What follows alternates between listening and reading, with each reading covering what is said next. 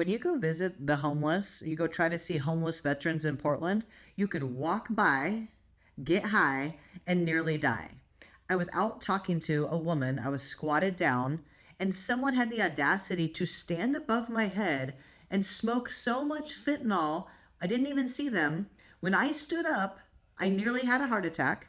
I could not breathe. I felt like I was going to fall down. I'm talking to a homeless woman, and someone walked up behind me smoking fentanyl, and it got in our lungs somehow, and I feel dizzy. My heart is like clamping.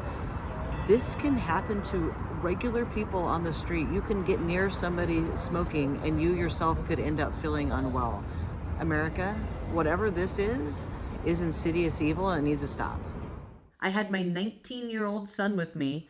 He and I got so high from this secondhand fentanyl smoke, I literally felt like I was going to call an ambulance. This is disgusting, America. We want to say we do this in the name of compassion. It didn't feel very compassionate to me. Not only that, there's so much drugs on the street in Portland. Apparently the Chinese cartel put horse tranquilizer in their fentanyl because fentanyl's not bad enough, and it's eating the skin off of people's bodies. What is it? Xylazine is a horse tranquilizer that a couple years ago the cartels decided to add it to fentanyl to enhance fentanyl, to make it last longer, to be stronger. Unfortunately, xylazine is not meant for human consumption.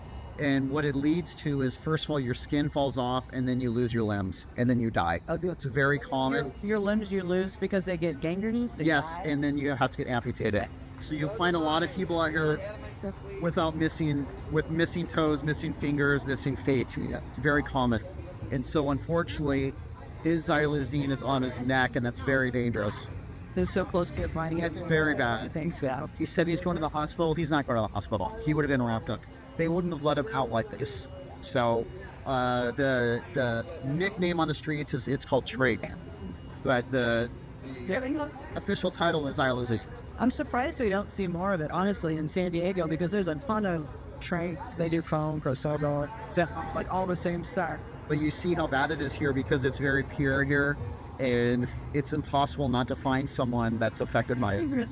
It's just it. And so when we looked the Tenderloin with Tom, he actually bumped into a guy, and all of his fentanyl packets dropped all over the ground. And they said it was like $5 a hit. Is it that inexpensive up here? Or? $5 a hit. It's down to $1 or $2 a hit. A dollar or two. I mean, wonder how we have a drug crisis. The barrier to entry to the drug is zero. 3 years ago, it was about $8. Now it's about $1.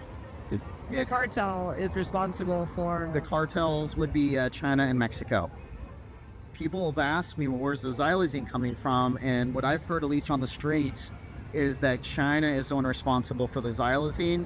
The Mexican cartels realize this is too deadly, and it turned off their customers. So most people out here will ask for Mexican fetty. They specify Mexican fetty over Chinese fetty. Because they don't want to get... Because they don't want that. I talked to a man who had maggots eating part of his leg while he was talking to me.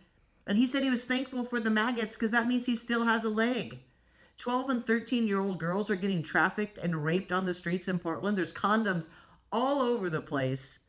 It is a disgrace. And you know where the homeless people say all these drugs come from? Our open border. Mexico and China are flooding our city streets with drugs, and regular people, like I said, could walk by, get high, and almost die. I am so mad about this that I took my son there and we could have been killed by secondhand drugs. Vote these people out. Wake up, America. Demand better.